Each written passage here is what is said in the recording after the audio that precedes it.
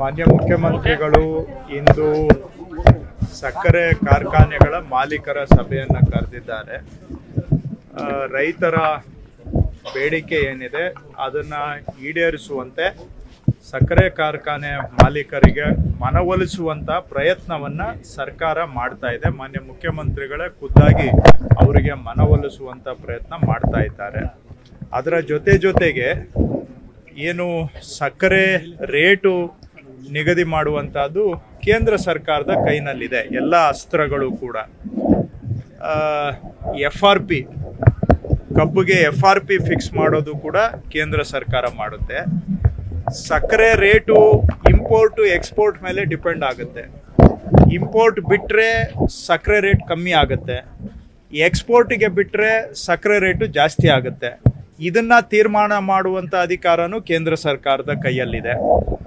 ಸಕ್ಕರೆ rate ethanol ಬಳಕೆ ಮೇಲೂ ಕೂಡ ಅವಲಂಬಿತವಾಗಿದೆ. ಎಥೆನಾಲ್ ಬಳಕೆಯನ್ನು ಹೆಚ್ಚು ಮಾಡಿದರೆ ಸಕ್ಕರೆ ರೇಟು ಕಬ್ಬು ರೇಟು ಜಾಸ್ತಿ ಆಗುತ್ತೆ. ಎಥೆನಾಲ್ ಬಳಕೆಯನ್ನು ಕಡಿಮೆ ಮಾಡಿದರೆ ಕಬ್ಬಿನ ರೇಟು ಕಡಿಮೆ ಆಗುತ್ತೆ. ಸೊ ಈ ತೀರ್ಮಾನ ಮಾಡುವಂಥದ್ದು ಕೇಂದ್ರ ಸರ್ಕಾರದ ಕೈನಲ್ಲಿದೆ. ಸೊ ಈ ಎಲ್ಲ ಕಾರಣಗಳಿಂದ ರೈತರ ಸಮಸ್ಯೆಗೆ ಪರಿಹಾರ ಸಿಗಬೇಕು.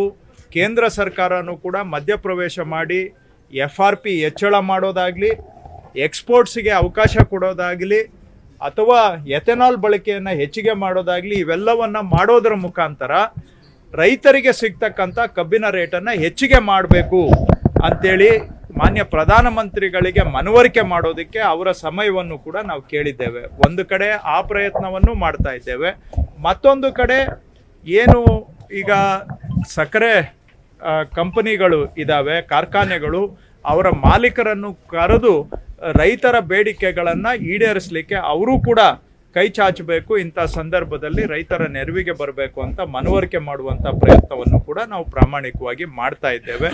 ನಮ್ಮ ಕೈಯಲ್ಲಿ ಏನು ಮಾಡಲಿಕ್ಕೆ ಸಾಧ್ಯ ಆ ಎಲ್ಲ ಪ್ರಯತ್ನಗಳನ್ನು ರಾಜ್ಯ ಸರ್ಕಾರ ಮಾಡ್ತಾ ಇದೆ. ಅಲ್ಲ ಸರ್, ಕೇಂದ್ರ ಸಚಿವರು ಹೇಳ್ತಾರೆ ಇದನ್ನ ಮುಖ್ಯಮಂತ್ರಿಗಳೇ ಬಗೆಹರಿಸಬೇಕು. ಯಾವತ್ತೂ ಕೂಡ ಈಗ ಕಬ್ಬಿನ ಕೇಂದ್ರ ಸರ್ಕಾರ ನಿಗದಿ ಮಾಡೋದಿಲ್ಲ, FRP ಆಗಿದೆ, ಈಗ CM ತೀರ್ಮಾನ ಮಾಡಬೇಕು ಅಂತ ಹೇಳ್ತಾರೆ ಕುಮಾರಸ್ವಾಮಿ ಅವರು.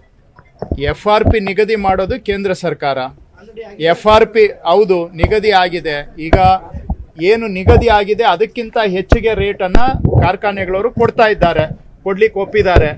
ಯಾಕೆ ಅಂದರೆ ಅದೇನು 3600 ರೂಪಾಯಿ ಇದೆ, 4300ವರೆಗೂ ರೇಟ್ ಇದೆ. ಅದು ಹ್ಯಾಂಡ್ಲಿಂಗು ಅಂದರೆ ಹಾರ್ವೆಸ್ಟಿಂಗು, ಟ್ರಾನ್ಸ್ಪೋರ್ಟೇಷನ್ನು ಸೇರಿಸಿ ಇರುವಂತಹ ರೇಟು. ಸೊ ಆ ರೇಟಿಗಿಂತ ನಾವು ಕ್ಯಾಬಿನೆಟಲ್ಲಿ ಕೂತು ಚರ್ಚೆ ಮಾಡಿದಾಗ ಆ ರೇಟನ್ನು ಅವರು ಕೊಡ್ತಾ ಇದ್ದಾರೆ. ಆದರೆ ರೈತರು ಇನ್ನೂ ಹೆಚ್ಚು ರೇಟ್ ಕೇಳ್ತಾ ಇದ್ದಾರೆ. FRPಯನ್ನು ನಿಗದಿ ಮಾಡೋದು ಕೇಂದ್ರ ಸರ್ಕಾರ. ಹೆಚ್ಚಿಗೆ FRPಯನ್ನು ನಿಗದಿ ಮಾಡಿದರೆ ನಾವು ಕೂಡ ಕಂಪನಿಗಳಿಗೆ ಬಲವಂತವಾಗಿ ಹೇಳ್ತೇವೆ, ನೀವು FRP ಏನಿದೆ ಅದನ್ನು ಕೊಡಬೇಕು ಅಂತ. ಈಗ ಅಂತೂ FRP ಪ್ರಕಾರ ಕೊಡ್ತಾ ಇದ್ದಾರೆ ಕಾರ್ಖಾನೆಗಳು. ಈಗ FRPನೂ ಕೊಡ್ತಾ ಇದ್ದಾರೆ, ಕೆಲವರು FRPಗಿಂತ ಹೆಚ್ಚಿಗೂ ಕೂಡ ಕೊಡ್ತಾ ಇದ್ದಾರೆ. ಸೊ ಹಾಗಾಗಿ ಕೇಂದ್ರ ಸರ್ಕಾರ ನಿಗದಿ ಮಾಡಿರುವ ರೇಟೇ FRP ಕಡಿಮೆ ಇದೆ, ರೈತರು ಅದನ್ನು ಒಪ್ಪುತ್ತಾ ಇಲ್ಲ. ಸೊ FRP ಹೆಚ್ಚಳ ಮಾಡಬೇಕಾಗಿರೋದು ಕೇಂದ್ರ ಸರ್ಕಾರ, ಅಧಿಕಾರ ಅವ್ರ ಕೈಯಲ್ಲಿದೆ. ಯಾರು ಮಾಡಬೇಕು? ಹಂಗಾದ್ರೆ ಈಗ ರೈತರ ಸಮಸ್ಯೆನ ಕೇಂದ್ರ ಸರ್ಕಾರ ನಿಭಾಯಿಸಿ ಅಂತ ಹೇಳ್ತಾರೆ. ಅವ್ರ ಜವಾಬ್ದಾರಿ ಇಲ್ವಾ? ಹಂಗಾದ್ರೆ ನಾವು ಇವತ್ತು ಕಾರ್ಖಾನೆಗಳನ್ನ ಕರೆಸಿ ಮೀಟಿಂಗ್ ಮಾಡ್ತಾ ಇದ್ದೀವಿ. ಸೆಂಟ್ರಲ್ ಗೌರ್ಮೆಂಟ್ ಏನ್ ಮಾಡ್ತಾ ಇದೆ? ಏನ್ ಕಳೆಕಾಯಿ ತಿಂತಾ ಇದೆಯಾ? ಯಾಕೆ ರೈತರು ಬೀದಿಗೆ ಬಂದಿರುವಾಗ ಕೇಂದ್ರ ಸರ್ಕಾರ ಏನ್ ಪ್ರಯತ್ನ ಮಾಡಿದೆ ಒಂದಾದ್ರೂ ತೋರಿಸಿ. ನಾವು ಮಂತ್ರಿಗಳು ಹೋಗಿ ರೈತರ ಹತ್ರ ಪ್ರಯತ್ನ ಮಾಡಿದ್ದೇವೆ, ಮನವರಿಕೆ ಮಾಡುವಂತ ಪ್ರಯತ್ನ ಮಾಡ್ತಾ ಇದ್ದೇವೆ, ಕಾರ್ಖಾನೆಗಳನ್ನ ಒಪ್ಪಿಸುವಂತ ಪ್ರಯತ್ನ ಮಾಡ್ತಾ ಇದ್ದೇವೆ. ಆದ್ರೆ ಎಲ್ಲಾ ಅಧಿಕಾರ ಕೇಂದ್ರ ಸರ್ಕಾರದ ಕೈಯಲ್ಲಿ ಇಟ್ಕೊಂಡು FRP ಅಧಿಕಾರ ಅವ್ರ ಕೈಯಲ್ಲಿದೆ, ಹಾಗೆ ಎಥೆನಾಲ್ದು ಅವ್ರ ಕೈಯಲ್ಲಿದೆ ಅಧಿಕಾರ, ಮತ್ತು ಸಕ್ಕರೆ ಆಮದು ರಫ್ತು ಅವ್ರ ಕೈಯಲ್ಲಿದೆ. ಎಲ್ಲ ಅಧಿಕಾರವನ್ನ ಅವ್ರ ಕೈಯಲ್ಲಿ ಇಟ್ಕೊಂಡು ಒಂದು ಪ್ರಯತ್ನ ಮಾಡಿರೋ ನಿದರ್ಶನ ಇದ್ರೆ ತೋರಿಸಿ. ಹಾಗಾಗಿ ರೈತರು ಬೀದಿಗೆ ಬಂದಿರುವಾಗ ಕೇಂದ್ರ ಸರ್ಕಾರ ರೈತರ ಹಿತವನ್ನ ಮರೆತು ನಿದ್ರೆ ಮಾಡ್ತಾ ಇದೆ. ಕೇಂದ್ರ ಸರ್ಕಾರ ಅವರ ಜವಾಬ್ದಾರಿಯಿಂದ ತಪ್ಪಿಸ್ಕೊಂಡಿದ್ದಾರೆ.